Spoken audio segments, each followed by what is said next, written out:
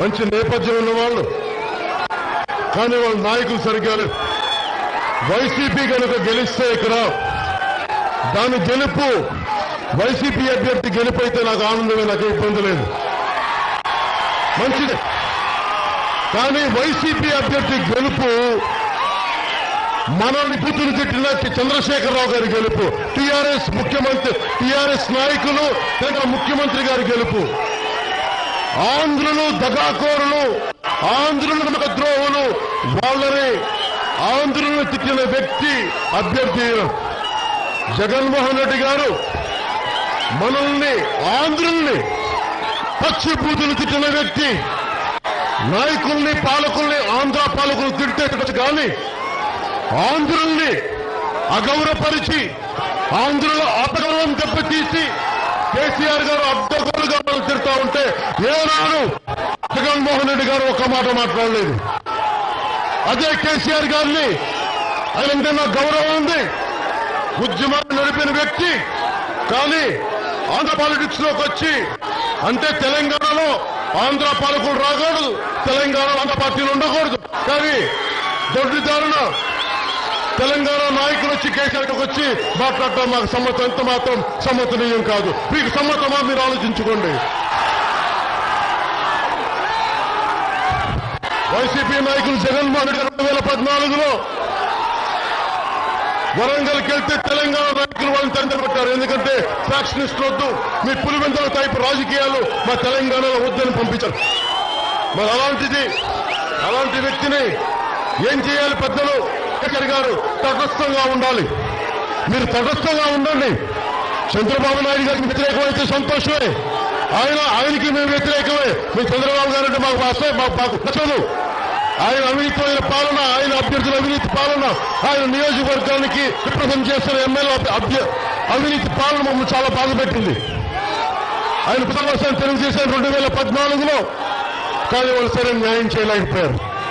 నేను తెలుగుదేశం పార్టీకి సమదూరంలో ఉన్నాం, వైసీపీకి సమదూరంలో ఉన్నాం. నేను మీ గుండెల దగ్గరలో ఉన్నాను, జనసేన పార్టీ. నేను ఈరోజు కోరుకుంటుంది ఒక్కటే, ఇంతమంది యువత వచ్చారు. యువతకి మీకు ఒక 2,500 రూపాయల నిరుద్యోగ వృత్తి కాదు కావాల్సింది, 25 కేజీల బియ్యం కాదు కావాల్సింది, 25 సంవత్సరాల బంగారు భవిష్యత్తు ఇవ్వడానికి వచ్చాను నేను జనసేన.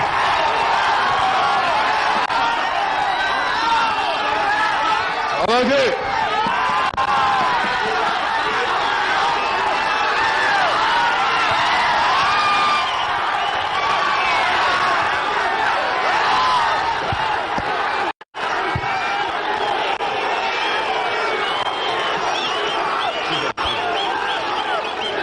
తెలుగుదేశం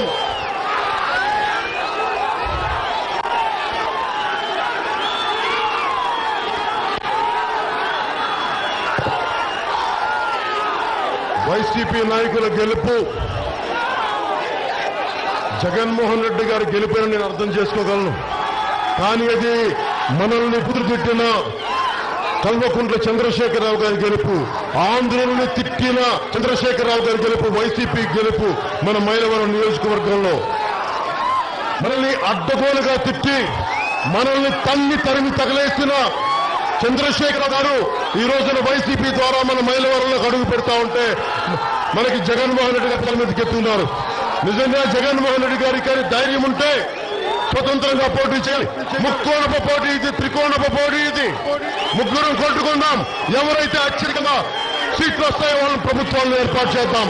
అంతేగాని మీరు టీఆర్ఎస్ నాయకుల్ని చంద్రశేఖరరావు గారిని దయచేసి దొడ్డిదారులు ఇక్కడ తీసుకురావద్దు. మీరు తెలంగాణలో మాట్లాడండి. నేను ఒకటే చెప్పాను చంద్రశేఖరరావు గారికి, మీరు మనస్ఫూర్తిగా చంద్రబాబు గారికి రిటర్న్ గిఫ్ట్ ఇవ్వాలి అంటే వచ్చి ఇక్కడ పోటీ చేయండి. మైలవరం అభ్యర్థి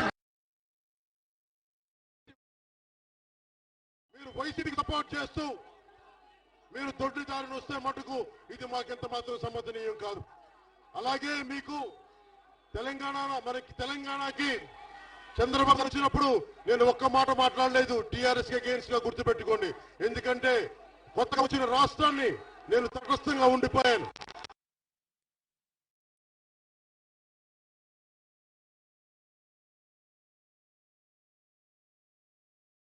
నాయకులు మనమేం ద్రోహం చేసే వాళ్ళకి మనల్ని తిడతారు. ఆంధ్రులు కవులు, ఆంధ్రులు తెగాకోరులు మనమేం చేశాం తెలంగాణకి? ఆంధ్ర పాలకులు చేశారు.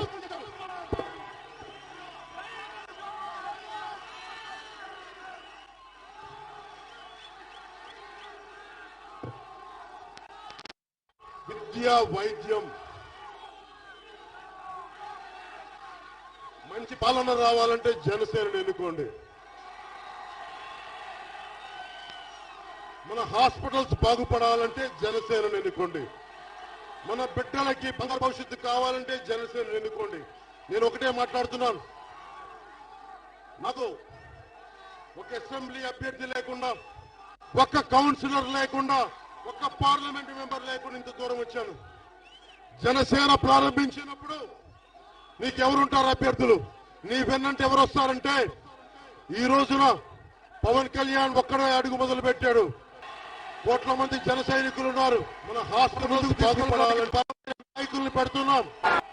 నాయకులు లేని చోట మీలో నుంచి నాయకులను తీసుకొస్తాను. ఈ రోజు తీసుకొచ్చాం.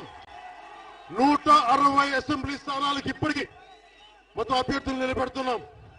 దాదాపు 22 పార్లమెంటు అభ్యర్థులు నిలబెడుతున్నాం.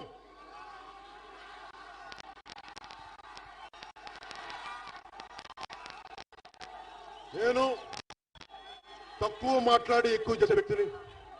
మన మైలవరం సమస్యల్ని మీరు హాస్పిటల్ దగ్గర నుంచి కానీ, రోడ్ల దగ్గర నుంచి కానీ, రైతుల దగ్గర నుంచి కానీ నేను అన్ని మీకు అండగా ఉంటాను. అలాగే దారి పొడవునా వస్తా ఉంటే చిన్న వ్యాపారం ఉన్నారు, చిన్న పొరబండ్లు నడుపుకునే వాళ్ళు, కొబ్బరి బోండాలు అమ్ముకునే వాళ్ళు, అన్ని చిన్న వ్యాపారులకి జనసేన పెట్టింది. దాదాపు మీకు 5,000 నుంచి 10,000 రూపాయలు రుణ సౌకర్యం కల్పిస్తాం. రుణ సౌకర్యం ఎలాంటిదంటే, మీరు తిరిగి కడితే రికరింగ్ రుణ సౌకర్యం. మీరు 5,000 అప్పు తీసుకుని 5,000 మీ వ్యాపారానికి పెట్టుబడి పెట్టి మళ్ళీ తిరిగి బ్యాంకుకి పే చేయగలిగితే 5,000 నిరంతరం వస్తానే ఉంటుంది మీకు. అలాంటి పద్ధతులు చిన్న వ్యాపారాలకి, వీధి వ్యాపారాలకి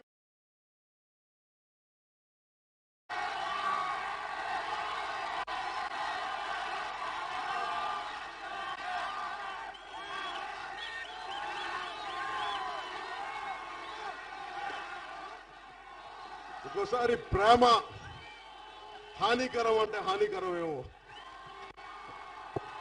అని మీరు నాకు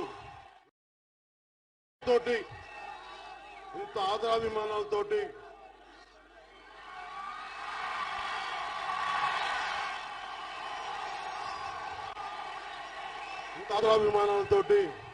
మీకు అండగా ఉన్నందుకు